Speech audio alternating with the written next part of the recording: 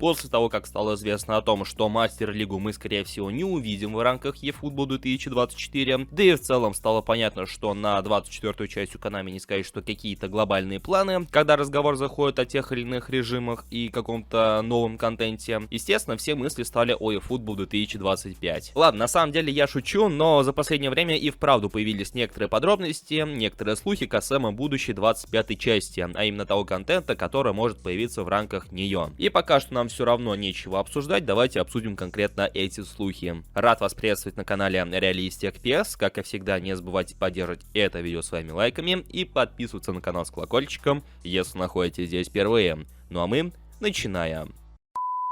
Сегодня в игре стали доступны паки с эпическими футболистами английской премьер-лиги и бигтаймами игроков Баварии. И если вы хотите заполучить одного из этих футболистов в свой состав, у меня есть для вас решение. Продавец аккаунтов Анкос. Он вылавливает донатные карточки на свежие аккаунты, после чего продает эти аккаунты за невысокую цену. Отличное решение для тех, кто давно хотел обзавестись топовым составом, но не тратить на это свое свободное время. Стопроцентная гарантия и низкие цены. Все необходимые ссылки вы найдете в описании под этим роликом и в закрепленном комментарии.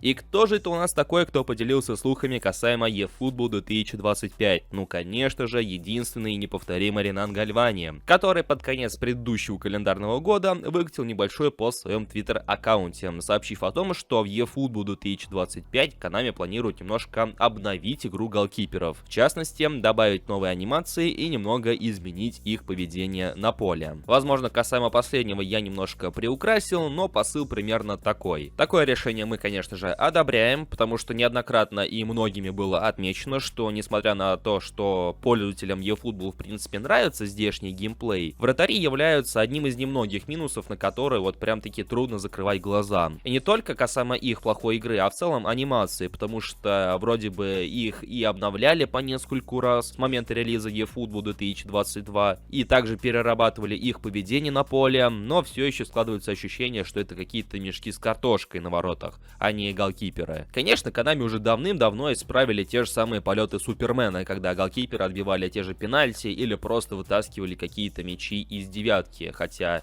ну, прыжок на самом деле выглядел неестественно. Но это все еще не отменяет того, что голкиперы действительно смотрятся как-то устарело в этой игре. Единственный актуальный вопрос в этой ситуации, почему они решили исправить анимации голкиперов только к 25-й части, а не к одному из глобальных обновлений для 24-й части. Но, как оно всегда и бывает, искать логику в действиях Konami нам не приходится, а поэтому даже предполагать здесь не имеет смысла. Если они действительно переработают игру голкиперов, это уже будет неплохо. А когда это случится, уже и не важно. Сегодняшние слухи, по сути, касаются игрового процесса 25-й части, потому что касаемо контента говорить опять же не приходится. Планы у Konami меняются по 5 раз на дню, и в очередной раз, обращаясь к примеру Мастер-лиги, это лишнее тому подтверждение. Поэтому следующий слух говорит о том, что в 25-й части планируется возвращение одной из старых механик, которая на самом деле фигурировала и в слухах для 24-й части. А именно речь идет об управлении вторым игроком в атаке. Ну, то есть та самая функция, которая заставляла нормальных игроков забегать соперникам за спину, или как-то так. Что интересно, этот самый слух касаемо этой игровой механики фигурировал опять же в слухах и по 24-й части, и сам Гальвани в своем ролике на ютубе отмечает, что он и сам до конца не понимает, почему она до сих пор не появилась в игре, но скорее всего ее появление возможно в 25-й части eFootball. В это также нетрудно поверить, потому что с момента релиза eFootball и удаления множества интересных фишек из нее, так или иначе они в том или ином виде возвращаются в игру. И единственный вопрос уже в этой ситуации, опять же, когда это также произойдет. Либо чуть раньше, либо чуть позже, но появление старых фишек, оно, скорее всего, неизбежно. Потому что самим Konami разрабатывать что-то новое крайне и крайне лень, а что-то новое все-таки выкатывать да нужно, чтобы не было так называемой стагнации. А поэтому будет очередная попытка выдать что-то старое за что-то новое. И кто-то подобное схавает, а кто-то в лишний раз скажет, что это уже было. Но кому будет не плевать. И на этом наш небольшой дайджест слухов по eFootball 2025 подходит к концу. Да, этих самых слухов оказалось немного, но с другой стороны только начало года, поэтому на больше рассчитывать и не приходится.